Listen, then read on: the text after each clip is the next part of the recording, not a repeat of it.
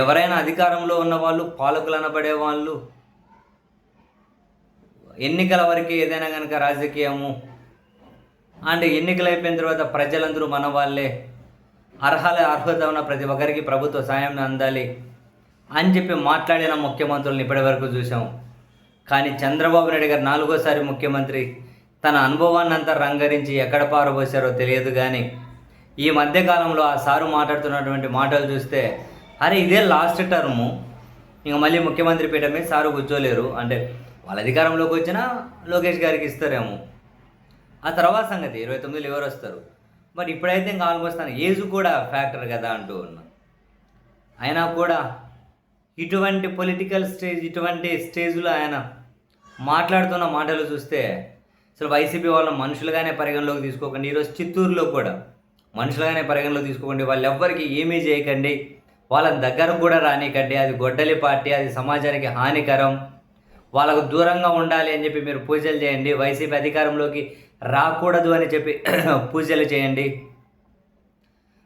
ఏమంటారు, గొడ్డలి party never again అని చెప్పి రోజు అనుకోండి. ఒక రాజకీయ పార్టీకి ఇటువంటి పిలుపులు వాళ్ళు ఇచ్చుకోవచ్చేమో, కానీ వాళ్ళకు మొన్న 11 సీట్లు వచ్చినప్పుడు కూడా 40% ఓట్లు ఉన్నాయి కదా.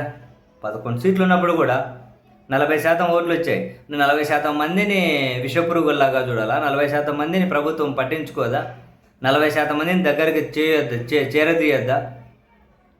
అంటే ఒక ముఖ్యమంత్రిగా ఉన్నటువంటి వ్యాఖ్యలు ఎట్లా మాట్లాడతారు? ఆయన గొడ్డలి పార్టీ అంటే ఏంటి? గొడ్డలి పార్టీ అంటే మరి అధికారంలో మీరు ఎందుకున్నారు?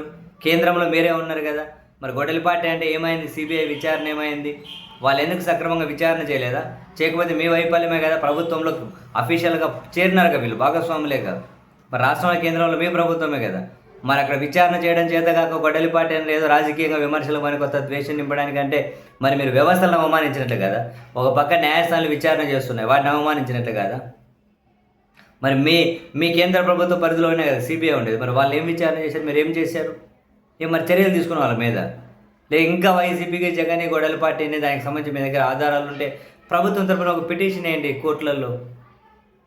ఇప్పటికీ డ్రామాలు ఆడుతున్నారు. గులకరాయి డ్రామా, కోడికత్తి డ్రామా ఏమో మీ పరిధిలోనే ఉన్నాయి కదా. గులకరాయి డ్రామా కథ ఏందో తేల్చండి, మీరే విచారణ చేయండి. కోడికత్తి కథ ఏందో మీ మంత్రే కదా రామ్మోహన్ రెడ్డి గారు, విమానయాన శాఖ మంత్రి, ఆయన పరిధిలో కూడా వస్తుంది కదా.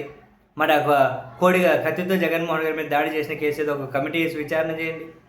విజయవాడ జగన్ మీద రాయితో కొట్టినది గులకరాయి డ్రామా అంటారు కదా మీరు. మరి దాన్ని ఏదో విచారణ చేసి తేల్చండి. అధికారాన్ని చేతిలో పెట్టుకొని ఏది విచారణ చేయలేకుండా ఇలా రాజకీయంగా విమర్శించుకొని, రాజకీయ విమర్శ కాదు ఇది, వ్యవస్థలను బ్లేమ్ చేయడం, ఎదుటి వ్యక్తుల మీద తీవ్ర ద్వేషాన్ని జమ్మడం. మళ్ళీ అధికారం ఉంది కదా అని చెప్పి మీరు ఏదంటే అది మాట్లాడితే తోకలు కత్తిరిస్తాం, ఏదంటే అది కనుక దుష్ప్రచారం చేస్తే తోకలు కత్తిరిస్తాం. ఎందుకు అర్థమే కాదు.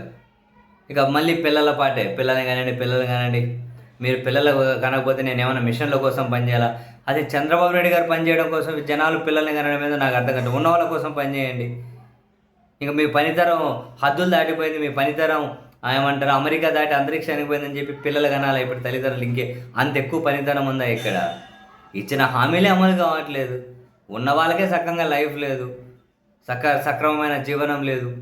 ప్రభుత్వ పాఠశాలలు సక్రంగా చదువు లేదు, ప్రభుత్వ ఆసుపత్రులే ఇంకా సక్రంగా లేవు, మళ్ళీ వాటి కనుక ప్రైవేట్ వాళ్ళకి ఇవ్వబోతున్నారు. అంటే ఉన్నాం మనం మానవ వనరులకు ఏం క్వాలిటీ లైఫ్ ఇస్తూ ఉన్నామని, పాలకులు ఏమి ఇస్తున్నారని. మీరు పిల్లలు కనకపోతే నేను మిషన్ల కోసం పనిచేయాలి. ఇంకా అసలు ఈ సమాజాన్ని ఉద్ధరించడం కోసమే చంద్రబాబు గారు ముఖ్యమంత్రిగా ఉన్నారు అన్నట్లు ఆశ్చర్యం. అసలు ఆ వైసీపీ పార్టీని దగ్గరకు వచ్చేయాలనేకండి, వాళ్ళ జనాలను ఆ దూరంగా ఉండాలని చెప్పి పూజలు చేయండి. అది వాళ్ళని దగ్గర కూడా రానికండి, వాళ్ళకి ఏమి సహకరించకండి అని కూడా అంటూ ఉన్నారు. మరి ఎంత ఎక్స్ట్రీమ్ ఎందుకు మాట్లాడతారో ఏందో అర్థం కాదు.